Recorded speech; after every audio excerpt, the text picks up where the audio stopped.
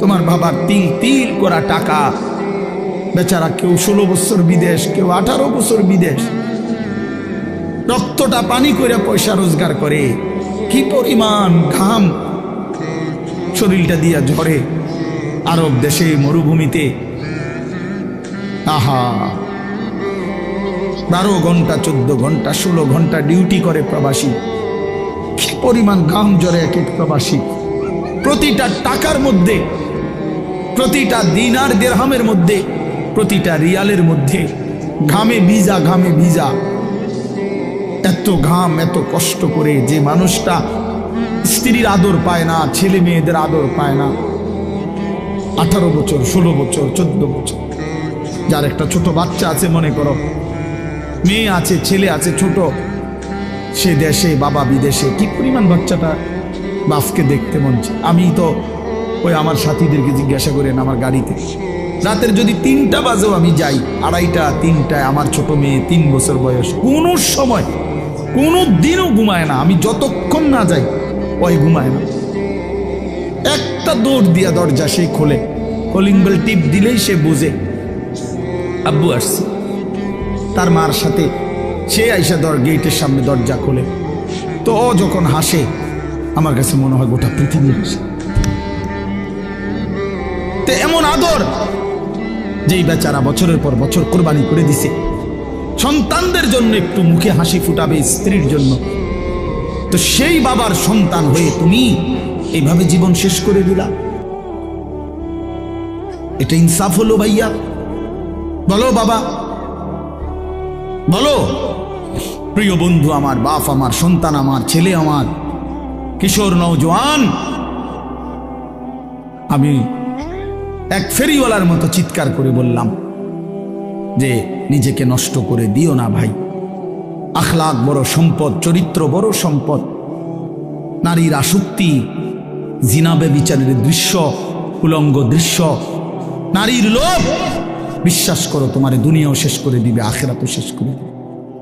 আল্লাহর নবী বলছে ফাত্তাকুদ দুনিয়া ওয়াত্তাকুন নিসা। আল্লাহর নবী বলছে উম্মত, দুনিয়ার ধোঁকা থেকে বেঁচে থাকো, নারীর ধোঁকা থেকে বেঁচে থাকো। বেপর্দা নারী, হারাম নারী, যে নারীকে দেখার তোমার অনুমতি নাই, ওর হাসি মূলত হাসি না, আগুন। ওর রূপ যৌবন মূলত যৌবন না, ওইটা জাহান্নামের কয়লা, আগুনের কয়লা, হয় তোমারে বরবাদ করে দিবে। আল্লাহ নবী সাল্লাল্লাহু আলাইহি সাল্লাম বলছে যুবক, যদি কষ্টই হয়, যদি কষ্ট হয় যৌবন ধরে রাখতে, তাহলে ফাআলাইহি বিসসাওম, রোজাই রাখো, রোজা রাখো, রোজা রাখো। ফাইন্নাহু লাহু বিজাউন, কেননা রোজার মধ্যে যৌন শক্তি প্রতিরোধের প্রতিষেধক আছে, অ্যান্টিবায়োটিক। রোজা রাখো। আল্লাহ নবী সাল্লাল্লাহু আলাইহি ওয়াসাল্লাম ইয়া মাশারাশ শাবাব, ডাইরেক্ট ডাক দিছে, ইয়া মাশারাশ শাবাব, হে যুব সমাজ। কি মজাদার শব্দ, নবীজি নিজে বলছেন, যুবককে আলাদা বলছে, হে যুব সমাজ। মান ইসতাতাআ মিনকুমুল বাআতা ফালিয়াতাযাওয়াজ, যার বিবাহের সামর্থ্য হয়েছে, 1 নম্বর হলো আর্থিক সামর্থ্য, 2 নম্বর শারীরিক সামর্থ্য, তো তুমি বিবাহ করো। ফাইন্নাহু আগাদ্দু লিল বাসার, বিবাহ তোমার চোখ নিচের দিকে হেফাজত করবে। ওয়া আহসানু লিল ফারজ, লজ্জাস্থানকে পবিত্র রাখবে গুনাহ থেকে। ওমান লাম ইস্তাতি', আর যদি কেউ এই মুহূর্তেই পারতেছো না, পরিবেশ পারিপার্শ্বিকতা সব মিলাইয়া বিবাহের সময় এখনো হয় নাই, কিন্তু নিজের যৌন চাহিদা আছে, নিজের ভিতরের কামনা বাসনা আছে, এটা তো বন্ধ করে দেওয়া যাবে না। এমন কোনো ট্যাবলেট দিয়া বেলে যে তার যেন আর কোনো শারীরিক কোনো যৌন চাহিদাই যেন না থাকে, এমন ইঞ্জেকশন দিয়ে দেন না, তাহলে তো মুশকিল, এটা বিপদ। এটা তো আল্লাহ প্রদত্ত, আল্লাহ প্রদত্ত। অতএব আল্লাহ নবী বলছেন ফাআলাইহি বিসসাওম। তাক ওদিকে তাকায়ও না ভাই, এত মানুষ সবাইরে গুছান সম্ভব না, কিছু পাগল ছাগল ফালতু এগুলো থাকবে, এটা এত তান টোহাইয়া লাভ হতো।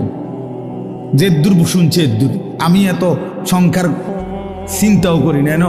মানুষ হয়েছে 10 কোটি, হ্যাঁ, আল্লাহ কইল আমি নিলাম না, কথা বুঝছেন?